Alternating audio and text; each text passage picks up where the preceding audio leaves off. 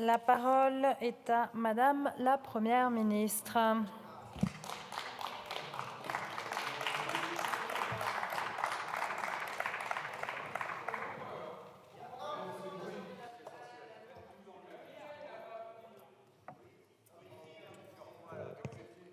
Madame la présidente, madame la rapporteure générale, mesdames et messieurs les députés, nous voici donc réunis en ce dimanche soir pour la traditionnelle motion de censure déposée dans les mêmes termes par les mêmes députés sur les mêmes textes.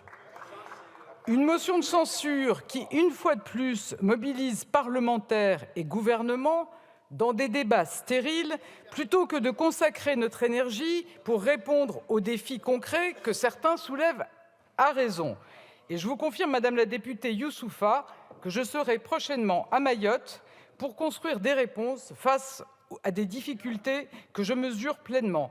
Et je le dis à monsieur le député d'Aréville, la réindustrialisation et la transition écologique sont des objectifs que nous partageons également. Mais ce soir, cette motion de censure sollicite aussi les services de l'Assemblée nationale.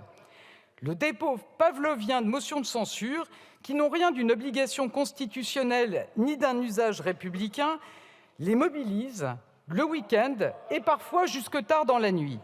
Je veux les remercier pour leur professionnalisme et leur disponibilité.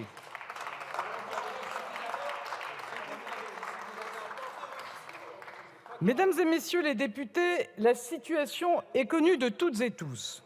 Les Français en ont bien conscience et la comprennent. Il nous faut un budget pour notre sécurité sociale, personne n'en doute. Aucun groupe d'opposition ne souhaite discuter avec le gouvernement pour le construire, c'est une position revendiquée. Il n'existe aucune majorité alternative capable de gouverner. Le rejet de 26 motions de censure depuis 1 an et demi l'a prouvé. Nous devons donc, conformément à la Constitution, recourir à son article 49, alinéa 3. En revanche, ce que nos concitoyens ne comprennent pas, c'est pourquoi vous tentez sans cesse de censurer les moyens de nos services publics et aujourd'hui de notre modèle social. Pourquoi vous désirez censurer ce texte et donc une augmentation de près de 3 milliards d'euros des moyens pour la santé ? Pourquoi vous voulez censurer des mesures pour les travailleurs indépendants, pour les agriculteurs, pour les lycéens de la voie professionnelle, pour lutter contre la fraude ?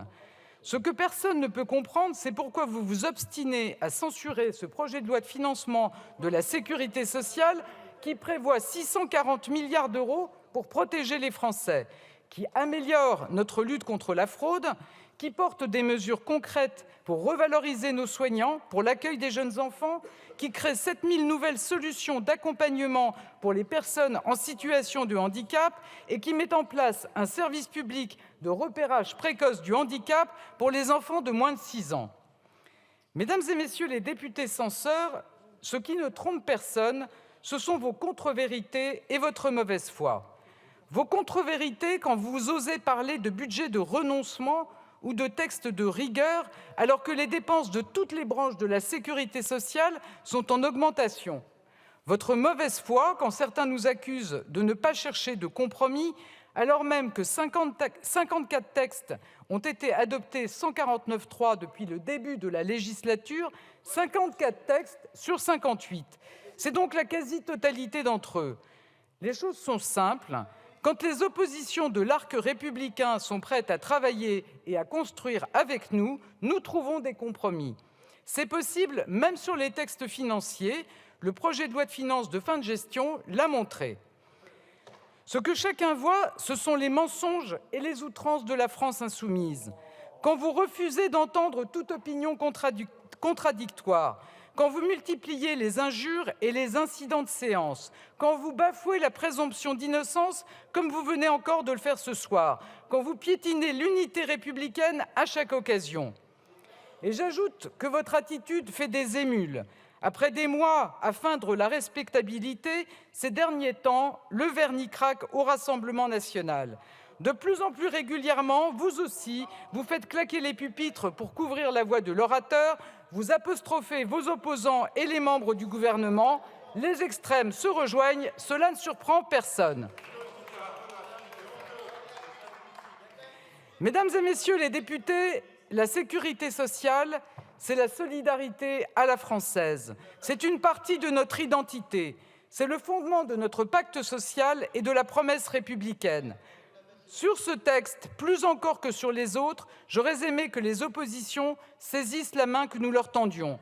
J'aurais voulu que nous puissions nous retrouver sur des mesures qui rassemblent, plutôt que de débattre d'une énième motion de censure devant un hémicycle quasiment vide.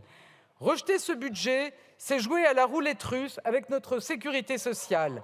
Alors de notre côté, nous ne prendrons aucun risque. J'assume de porter un PLFSS qui augmente les moyens de notre modèle social. J'assume de prendre les décisions nécessaires pour protéger nos concitoyens avec la rapporteure générale, avec la présidente de la commission des affaires sociales, avec les députés de la majorité, avec mon gouvernement. J'assume de prendre mes responsabilités et d'agir toujours pour l'intérêt général au service des Français. Je vous remercie.